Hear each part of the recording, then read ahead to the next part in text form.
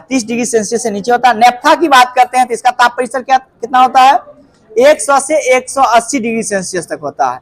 100 से लेकर के 180 डिग्री सेल्सियस तक होता है। इसके बाद बताएगा पेट्रोलियम जेली का जो है ताप परिसर कितना होता है, 350 डिग्री सेल्सियस से लेकर के 500 डिग्री सेल्सियस तक होता है। पेट्रोल की गुणवत्ता जो है किससे मापी जाती है, ऑक्टेन संख्या से मापी जाती है। ऑक्टेन संख्या जितना अधिक रहेगा उतना पेट्रोल क्या होगा, अच्छा किस्म होगा, सही है, शुद्ध होगा। जितना कम होगा वो उतना खराब हो जाएगा, सही है। इसके बाद बताएगा पीट कोयला में कार्बन की प्रतिशत कितना होता है, 50 से 60% जो है सो कार्बन की मात्रा इसमें रहती है। सबसे उत्तम कोयला किसको कहते हैं, एंथ्रासाइट कोयला को कहते हैं, सही है, एंथ्रासाइट हो जाएगा। लिग्नाइट कोयला सर्वाधिक मात्रा में कहां पाया जाता है, तमिलनाडु के क्षेत्र में पाया जाता है, सही है, तमिलनाडु के क्षेत्र में। एंथ्रासाइट में बताया कितना परसेंट कार्बन होती है, सही है, 85% करीब में जो है इसमें कार्बन की मात्रा होती है। लिग्नाइट कोयला में बात करें तो कितना परसेंट कार्बन होती है, 65 से 70% के राउंड में जो है लिग्नाइट कोयला में कार्बन की प्रतिशत होती है। इसके बाद बताएगा प्रोड्यूसर गैस की बात करते हैं तो इसका फॉर्मूला क्या है, CO+N2 लिख सकते हैं इसको, सही है। वाटर गैस की बात करते हैं तो सही है, CO+H2 हो जाएगा। इसके बाद बताएगा सबसे अधिक सक्रिय तत्व कौन सा है, पोटासियम है। हाँ, पोटासियम के बाद कौन सा हो जाएगा, सोडियम। हाँ, सोडियम का संकेत क्या होता है, Na होता है। उसकी परमाणु संख्या कितनी होती है, 11 होता है। पोटेशियम का संकेत कितना होता है, क्या होता है, K पोटासियम का संकेत होता है। अगर हम बात करते हैं एटॉमिक नंबर का कितना, 19 होता है, सही है, 19 हो जाएगा। इसके बाद तीसरे नंबर पर सबसे ज्यादा सक्रिय तत्व कौन सा है, कैल्शियम है। कैल्शियम का संकेत क्या है, Ca है, Ca लिख सकते हैं। और इसकी एटॉमिक नंबर की बात करते हैं तो 20 होता है, सही है। पोटेशियम की खोजकर्ता कौन थे, हम्फ्री डेवी थे, सही है, हम्फ्री डेवी हो जाएंगे। इसके बाद बताएगा फेल्सपार हो गए, एल्यूनाइट्स हो गए, ये किसके अयस्क है, किस धातु का अयस्क है, एल्युमिनियम का हो जाए, सही है। नाइटर किस धातु का अयस्क है, नाइटर पोटेशियम का है, सही है, नाइटर पोटासियम का है। और कार्नेलाइट की बात करते हैं तो ये भी पोटासियम का है। कार्नेलाइट हो गया और नाइटर हो गया, ये सब पोटेशियम के अयस्क है। चिली साल्टपीटर की बात करते हैं कौन सा धातु का अयस्क है, ये सोडियम का है, सही है। साधारण नमक की बात करते हैं कौन सा धातु का अयस्क है, ये भी सोडियम का है, सही है। बोरेक्स की बात करते हैं तो ये किस धातु का अयस्क है, ये भी सोडियम का है, सही है। इसके बाद बताइएगा क्यू पायराइट जो है किस धातु का अयस्क है, ये तांबा का है, सही है। कॉपर ग्लास की बात करते हैं ये किस धातु का अयस्क है, ये भी तांबा का ही अयस्क है, सही है। गिनोकाइट की बात करते हैं तो ये किसका अयस्क है, कैडमियम का है, कैडमियम का, याद रखना, कैडमियम का है। लिमोनाइट की बात करते हैं, सीडेराइट की बात करते हैं, ये किस धातु का अयस्क है, लोहा का है। लोहा का सुन लीजिएगा, हेमाटाइट हो गया, मैग्नेटाइट हो गया, लिमोनाइट हो गया, सीडेराइट हो गया, आयरन पायराइट हो गया, कैल्कोपायराइट हो गया, ये सब जो है लोहा का अयस्क है। हाँ, इसके बाद बताएगा एस्मेल्टाइट की बात करते हैं तो किस धातु का अयस्क है, कोबाल्ट का है। एस्मेल्टाइट की बात करते हैं तो कोबाल्ट का ये अयस्क है। मिलेराइट की बात करते हैं तो ये किस धातु का अयस्क है, निकेल का है। मिलेराइट की बात करते हैं तो निकेल का ये अयस्क है। इसके बाद बताएगा कार्नेटाइट की बात करते हैं तो किस धातु का अयस्क है, यूरेनियम का, सही है। देखिएगा कार्नेलाइट आपसे पूछे तो क्या हो जाएगा, पोटासियम हो जाएगा। और कार्नेटाइट पूछे तो आपका क्या हो जाएगा, ये आपका यूरेनियम हो जाएगा, यूरेनियम। इसके बाद नीला थोथा का बताइएगा सूत्र क्या होता है, सी, हाँ बता रहे हैं, नीला थोथा हम पूछ रहे हैं, CuSO4 × 5H2 होता है, CuSO4 × 5H2O नीला थोथा होता है।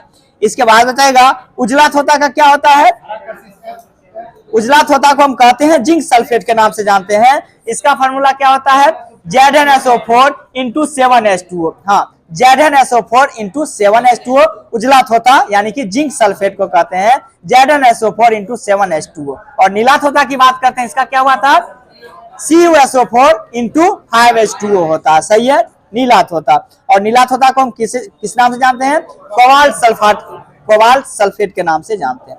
नहीं, ध्यान देना है, कॉपर सल्फेट हो जाएगा। और कोबाल्ट सल्फेट की बात करते हैं, लाल थोथा को हम जानते हैं, लाल थोथा को कोबाल्ट सल्फेट। और इसका अगर हम सूत्र की बात करते हैं तो CuSO4 × 7H2O, याद रखना, कोबाल्ट सल्फेट की बात करते हैं, CuSO4 × 7, CO होगा ना, कोबाल्ट होगा, CO ही बोल रहे हैं, CuSO4 × 7H2O हो जाएगा, सही है। इसके बाद आएगा आयतन की दृष्टि के अनुसार जो है वायुमंडल में 78% भाग किसका है? सही है, नाइट्रोजन पाया जाता है उसमें। सही है। नाइट्रस ऑक्साइड को जो हम किस रूप में जानते हैं? हास्य गैस के रूप में जानते हैं, हंसाने वाले गैस के रूप में जानते हैं। और इसका शुद्ध की अगर बात करते हैं तो क्या होता है? N2O हो जाएगा। सही है, N2O हो जाएगा। इसके बाद बताएगा सिलिकॉन कार्बाइड का दूसरा नाम क्या है? सही है, कार्बोंडम हो जाएंगे। इसके बाद बताएगा वाहनों से निकलने वाली प्रदूषित गैस मुख्यतः कौन सा है? कार्बन मोनोऑक्साइड हो जाएगा। क्या हो जाएगा? कार्बन मोनोऑक्साइड हो जाएगा। सही है। नाइट्रेट एस्टर का जो है प्रयोग हम कहाँ में करते हैं? नाइट्रेट एस्टर का प्रयोग कहाँ में करते हैं? ये जो है विस्फोटक चीज बनाने में हम करते हैं। याद रखना, विस्फोटक चीजों को बनाने में हम इसका प्रयोग करते हैं। डायनामाइट के आविष्कारक कौन हुए थे? Alfred Nobel. और कब किए थे खोज इसकी? 1867 में। याद रखना है, 1867 में डायनामाइट के खोज अल्फ्रेड नोबेल के द्वारा किया गया था। इसके बाद बताएगा इस्पात में बताइएगा जो है कितना प्रतिशत जो है लोहा होता? नहीं, कितना लोहा तो ज्यादातर होता है, कार्बन कितना % होता है ये आपको बोलना। इस्पात में 0.1 से लेकर के 1.5% तक होता है। याद रखना है। इसके बाद बताएगा यूरिया का फॉर्मूला क्या होगा? सही है, NH2 हो जाएगा, CONH2 हो जाएगा। सही है। इसके बाद बताएगा साबुन बनाने की क्रिया को क्या कहते हैं? साबुनीकरण कहते हैं। सही है, साबुनीकरण हो जाएंगे। इसके बाद कैल्शियम साइनामाइड्स के फॉर्मूला क्या हो जाएगा? CaCN2 हो जाएगा। CaCN2 हो जाएगा। ठीक है, CaCN2 हो जाएगा। कैल्शियम साइनामाइड का फॉर्मूला CaCN2 हो जाएगा। इसके बाद बताएगा सल्फर का परमाणु संख्या कितना होता है? सल्फर 16। याद रखना है, सल्फर 16 होता है। कोशिका सिद्धांत किसके द्वारा दिया गया था? स्लाइडन एंड स्वान के द्वारा। सही है, स्लाइडन एंड स्वान के द्वारा दिया गया था। वही बात करते हैं यूनान पद्धति किसके द्वारा दिया गया है? लिनियस के द्वारा दिया गया था। आनुवंशिकता का सिद्धांत किसके द्वारा दिया गया? मेंडल के द्वारा दिया गया। जीव सिद्धांत किसके द्वारा दिया गया था? DH मॉर्गन के द्वारा दिया गया है। जीव सिद्धांत की बात करते हैं तो DH मॉर्गन के द्वारा दिया गया था। सही है। उत्परिवर्तन सिद्धांत की बात करते हैं तो होंगो डी ब्रिज के द्वारा दिया गया। सही है। इसके बाद जीव द्रव सिद्धांत की बात करते हैं हर्टविग के द्वारा दिया गया। हर्टविग हो जाएंगे। हाँ, हर्टविग क्या चीज? हाँ, नामाकरण आपसे पूछेगा तो पुरकिंजे हो जाएगा। याद रखना, जीव दर का नामाकरण किसके द्वारा किया गया? पुरकिंजे के द्वारा किया गया था। सही है। इसके बाद देगा बीज एवं झाड़ियों का अध्ययन क्या कहलाता है? डेंड्रोलॉजी कहलाता है। सही है। फलों का अध्ययन क्या कहलाता है? पोमोलॉजी कहलाता है। सही है। फूलों की खेती क्या कहलाता है? फ्लोरिकल्चर। फ्लोरिकल्चर हो जाएंगे। सही है। इसके बाद बताएगा मत्स्य पालन का अध्ययन क्या कहलाता है? पीसीकल्चर हो जाएगा। शैवाल का अध्ययन क्या कहलाता है?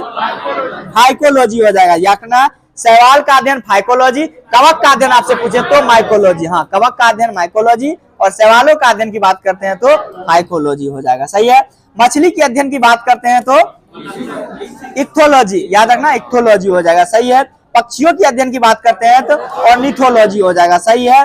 काष्ठी पेड़ की संवर्धन की बात करते हैं तो सिल्वीकल्चर हो जाएगा। सही है, सिल्वीकल्चर हो जाएंगे। इसके बाद बताएगा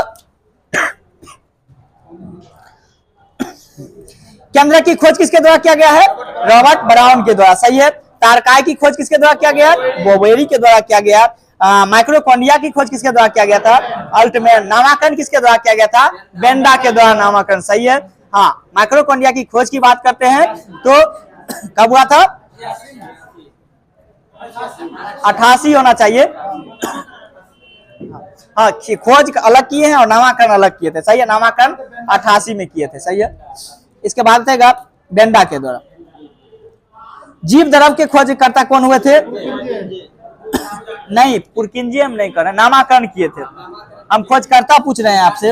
हाँ, जुजार्डिन के द्वारा किया गया था। सही है। क्रोमोसोम के खोजकर्ता कौन हुए थे? हाफ मिक्सचर हो जाएंगे। हाफ मिक्सचर हो जाएंगे। केंद्रिका की खोज किसके द्वारा किया गया था? फोंटाना के द्वारा। से देखिए, केंद्रक के आपके रॉबर्ट ब्राउन हो जाएंगे और केंद्रिका आपसे पूछे तो क्या हो जाएंगे? फोंटाना के द्वारा किया गया था। सही है। इसके बाद क्या चीज क्या हुआ? पत्तियों का रंग पीला जो होता है किसके कारण? किस वर्णक के कारण? कैरोटीन की उपस्थिति के कारण होता है। कैरोटीन वर्णक की उपस्थिति के कारण ही पीला होता है। सही है। इसके बाद बताएगा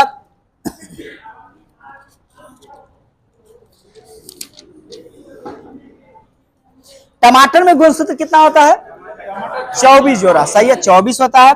चूहा की बात करते हैं, चूहा में कितना होता है? चूहा देखिएगा एक मूस है और एक रेट है। मूस की बात करते हैं, ध्यान रखना है, मूस की बात करते हैं तो 40 हो जाएगा, और रेड की बात करते हैं तो 42 हो जाएगा, ठीक ना। मूस की बात करते हैं तो 40 और रेड की बात करते हैं तो 42 हो जाएगा, सही है। प्याज में गुणसूत्र कितना होता है? 16 होता है, सही है, 16 हो जाएगा। घरेलू मक्खी की बात करते हैं तो कितना होता है? घरेलू मक्खी में कितना होता है? 12। घरेलू मक्खी में 12 हो जाएंगे। एस्केरिस की बात करते हैं तो इसमें गुणसूत्र कितना होता है? 2 होता है, 2 होता है, सही है, 2। मच्छर की बात करते हैं तो इसमें 6 होता है, सही है। मनुष्य में गुणसूत्र की संख्या की बात करते हैं 46 होता है। कायिक गुणसूत्र की बात करते हैं तो 44 होता है, सही है, 22 जोड़ा याद रखना है, 44। इसके बाद घोड़ा में गुणसूत्र की बात करते हैं तो 64 होता है। कबूतर में गुणसूत्र की संख्या कितना होता है? 80 होता है। और कुत्ता की बात करते हैं, कुत्ता में कितना होता है? 78 गुणसूत्र होता है, सही, 78 हो जाएगा। इसके बाद बताएगा